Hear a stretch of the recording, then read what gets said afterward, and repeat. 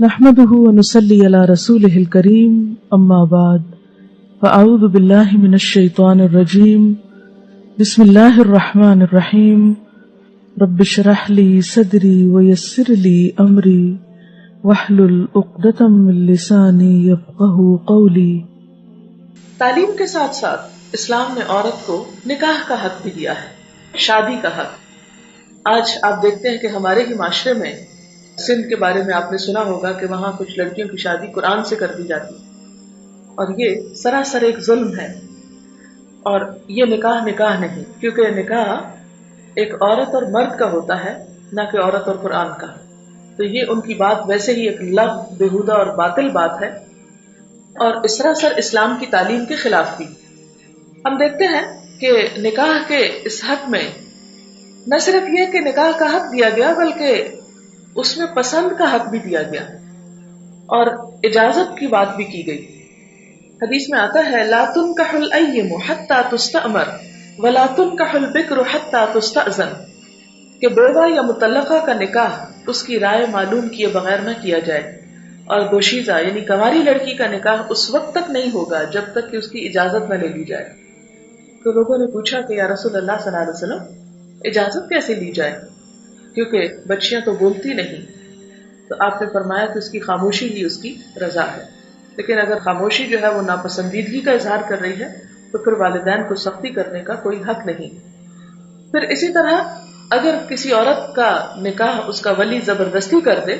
اور وہ اسے تسلیم نہ کرے تو وہ نکاح فسخ کیا جا سکتا ہے۔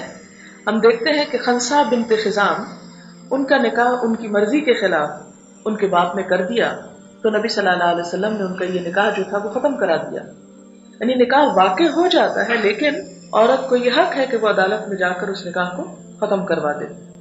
پھر اسی طرح ایک مرتبہ ایک لڑکی نے رسول اللہ صلی اللہ علیہ وسلم سے شکایت کی کہ اس کے باپ نے اس کی مرضی کے خلاف اس کا نکاح اپنے بھتیجے سے کر دیا ہے۔ حضور صلی اللہ علیہ وسلم نے اس لڑکی سے کہا تمہیں پورا اختیار ہے، چاہو تو نکاح کو باقی رکھو، چاہو ختم کر دو۔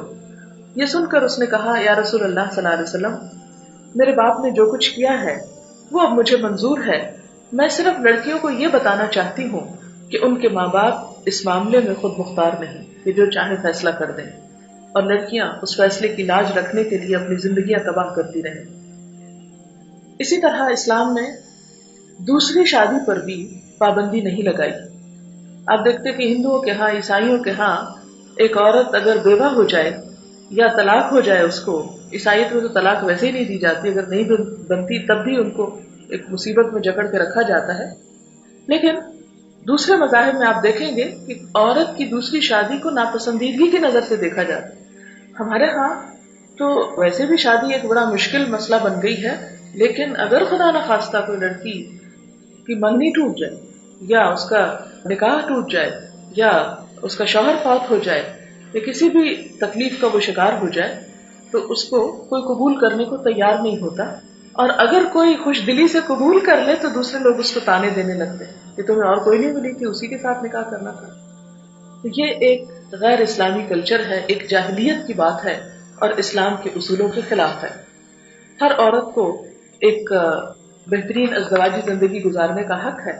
اور شادی کا حق بھی ہے، اس لیے اسے شادی سے محروم کرنا، اور ایسے موقع پر بعض اوقات آپ نے دیکھا ہوگا بالکل ینگ گرلز ہوتی ہیں،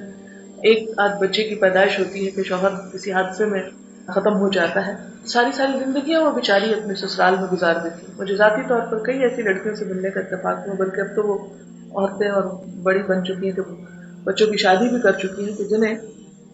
ایک چھوٹے معصوم بچے کے ساتھ ساری زندگی سسرال میں گزارنی پڑتی۔ تو آپ خود سوچیں کہ ایسی عورت کی زندگی کس قدر مزریبل ہو سکتی ہے، کہ جو اپنے گھر سے، والدین سے، بہن بھائیوں اور اپنے خاندان سے بھی چھوٹی، تو بالکل ایک غیر خاندان میں جہاں اس کا سارا تعلق شوہر کی وجہ سے تھا، شوہر کی غیر موجودگی میں وہ دوسروں کے رحم و کرم پر ایک ایک چیز اور ایک ایک خواہش کی پورا کرنے کے لیے ترستے ہوئے زندگی بسر کر دیتی ہے۔ تو ایسے میں اگر کوئی ایک بچے والی عورت کے ساتھ نکاح کر لیتا ہے تو کوئی جرم نہیں، لیکن ہمارے ہاں اس چیز کو جو ناپسندیدہ قرار دیا گیا، تو یہ بھی دراصل عورتوں کے حق پر